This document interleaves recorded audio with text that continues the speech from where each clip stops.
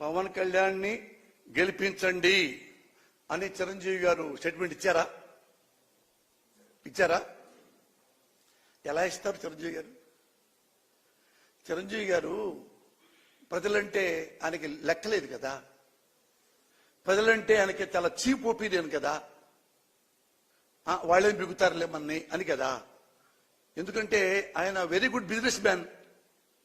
సినిమాల్లో once upon a time #1 hero, ఇప్పటికీ top hero. ఇతను మనకి సేవ చేద్దామని చెప్పేసి ప్రజారాజ్యం పార్టీ పెట్టాడు. మీకు చెప్పక్కర్లా. ఆయనకి 18 ఎమ్మెల్యేలు వచ్చినాయి. ఎవడన్నా 18 ఎమ్మెల్యే సీట్లు వస్తే ఆ 18 మందిని తీసుకొని అసెంబ్లీలో కూర్చొని ఆంధ్రదేశంలో ఈ ప్రాబ్లమ్స్ ఉన్నాయి, సాల్వ్ చేయండి, ఈ కష్టాలు ఉన్నాయి, సాల్వ్ చేయండి అని ఎప్పుడైనా ఒక్కరోజు అన్నాడా? అది ఆయన ఆ 18 మందితో కూర్చొని ఉంటే ప్రజలంత గొప్పగా నమ్మేవాళ్ళు. ఇంతకంటే ఇంకా గొప్పగా చెప్తాం మీకు. భారతదేశంలో బీజేపీ పార్టీ పెట్టారు. పెట్టి వాళ్ళు దేశమంతా తిరిగారు. 2 ఎంపీలే అయినాయి. 2. ఒకటి ఆంధ్రప్రదేశ్లో ఉంది, తెలంగాణలో, ఒకటి ఇక్కడ యూపీలో ఉందనుకుంటా. 2 ఎంపీలు అయ్యారు.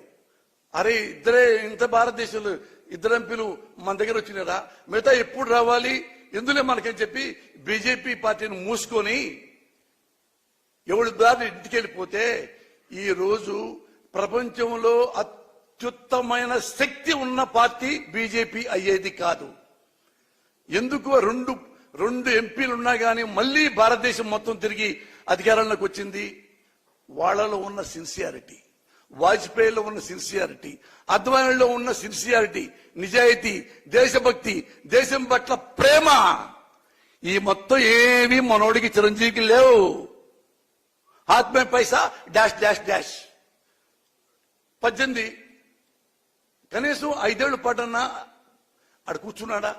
ప్రతిపక్ష స్థానంలో కూర్చుంటే ఆయన కూడా నెక్స్ట్ మళ్ళీ వచ్చాయి కదా. అంటే ఇది బిజినెస్ అన్నమాట చిరంజీవి గారికి. సినిమా కూడా ఇంతే, డబ్బులు ఇస్తే చేద్దాం, ఈ పోతే వెళ్దాం.